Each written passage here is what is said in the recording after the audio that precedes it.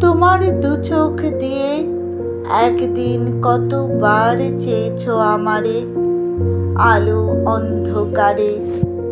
তোমার পায়ের শব্দ কতবার শুনিয়াছি আমি। নিকটে নিকটে আমি ছিলাম তোমার, তবু সেই দিন আজ রাত্রে আসিয়াছি নামি এই দূর সমুদ্রের জলে। যে নক্ষত্র দেখে নাই কোনো দিন, দাঁড়াইছি আজ তার তলে।